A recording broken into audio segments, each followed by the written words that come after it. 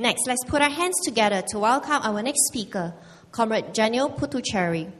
Comrade Janil is a pediatric intensivist at KK Children's Hospital and also teaches at the Duke NUS Medical School. He is serving in Pasir Ris, Punggol GRC.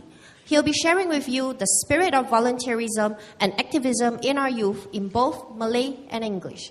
Comrade Janil, please.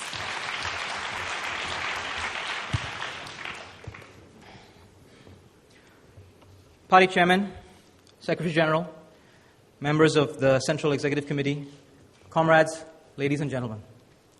I began by saying that we should be proud of the various efforts Singaporeans of all ages put into volunteering and giving of their time and effort and energy, but especially our youth.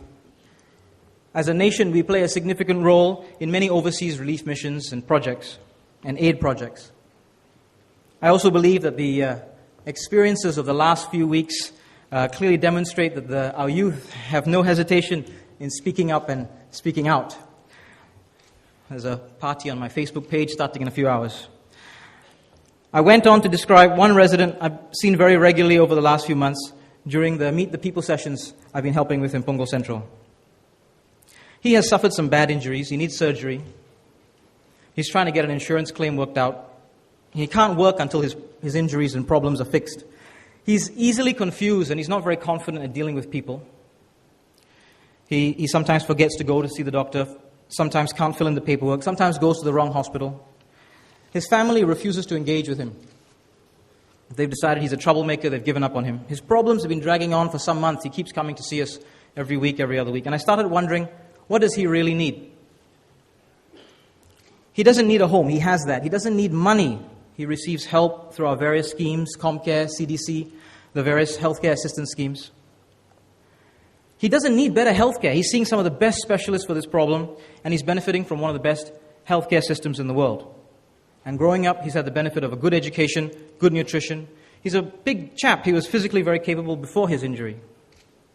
Why can't his problems be resolved? What does he need? I think what he needs is a friend. Just one person to make sure he gets on the right MRT, right train, right bus. He gets to see the right doctor. To make sure that he fills in the documents, brings along his IC, something as simple as that, so that the social worker can help him. Somebody to help him read the letters from the insurance company. Just one friend to help him chart a course through this difficult and complicated part of his life. Our youth are very active in volunteering. In many areas, their willingness to step forward and their activism in speaking out do us proud. I think that the problems of this man in Punggol Central are as important to solve as the various overseas missions and projects that my students and my trainee doctors and my nursing colleagues want to participate in to save the world, and what I've been involved in my youth. Many Singaporeans are doing well, but there are those who fall between the cracks. Our success at defining ourselves as being practical and open to solutions from any part of the political and social spectrum has reduced our ability to easily motivate the youth to look actively at our problems. Because they want something to believe in. An ideology is so much easier to believe in. An ideology is so much easier to fight for than the practical reality on the ground. Many youth are more than willing to do their bit for society, and I believe they care deeply about our future. But the young want to struggle for a cause. I don't think we should alter our political and social pragmatism, just as I don't think we should deny anyone the chance for an adventure serving in an overseas mission or relief project. The challenge is how to engage them on their return, how to persuade them to take their skills and experiences, open their eyes and their minds to the needs of our society, use their enthusiasm and willingness to step forward in ways that are beneficial to our nation.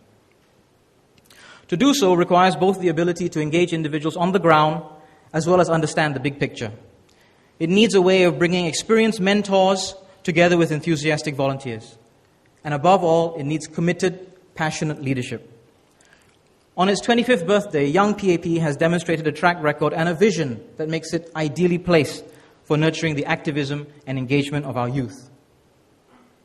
One thing we all agree on, regardless of our political and social ideas, is that we are defined by how we care for those amongst us who cannot care for themselves.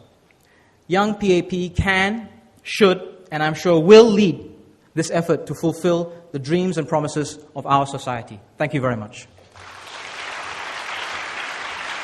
Thank you, Comrade Janil.